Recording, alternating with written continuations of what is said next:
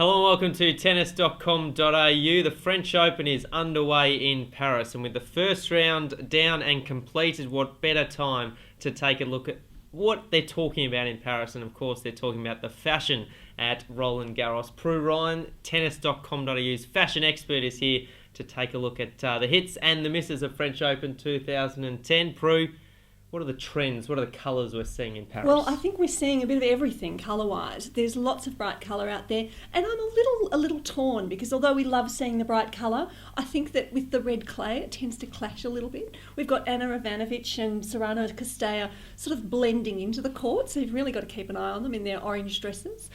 We've got a bit of bright yellow with Jelena Jankovic. We've got really the full spectrum of highlighters out there.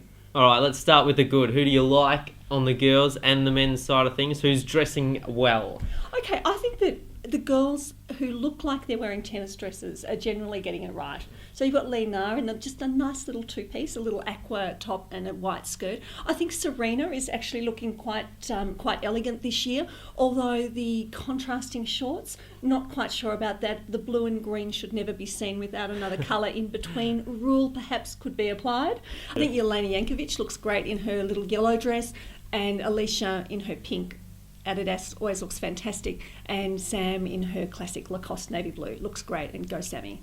Any men, Roger Federer always looking classical. Roger always looks gorgeous, hard to go past him, and I've noticed a trend, Rob. There is a bit of a theme going on.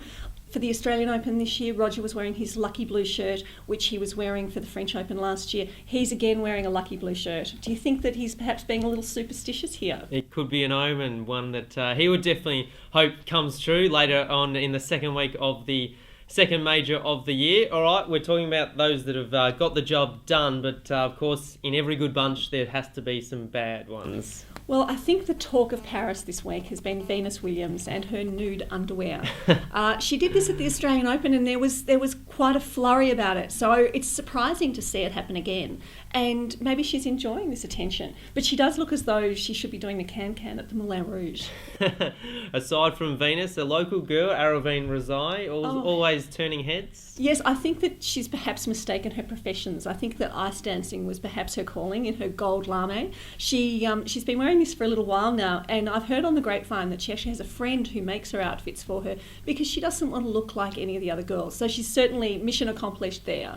One word on Bethany Mattek-Sands. The long socks are back again, this time in black. And, here's a girl who really likes to make a statement. Good on her. And any on the men's side of things that, haven't done the job? Verdasco in his purple pyjamas. Again, there's a bit of a bedtime theme going on here. So we'll just have to keep an eye on him, I think. Yeah, I'd agree with you. Doesn't look pretty, though. Not it's good. Yellow, blue, all mixed together. Does have a bit of a purple look, especially on the orange clay. The final word, we have to have a best dressed male and female. Who's your favourites? Okay, on the boys' side, I'm actually going out on a limb. I usually go Roger with the really classic look. I'm going Rafa, who's got a bit of a 70s thing going on. He's got a bit of blue and aqua and green, but he looks fantastic, and it's very youthful and fresh. And of course, he's wearing his $500,000 watch, which is pretty amazing. And of course, he's playing with it, which I think is a bit of a statement in itself. Yeah, the first time he's played with it in Paris, and he's started well. Great first up win for him. On the girls' side, who's the best? I think Alizé Cornet. It's a shame she lost first round, but she looks absolutely gorgeous in a very classic black and white Lacoste dress. Bit of a 20s flapper feel, but sporty and elegant and very, very French.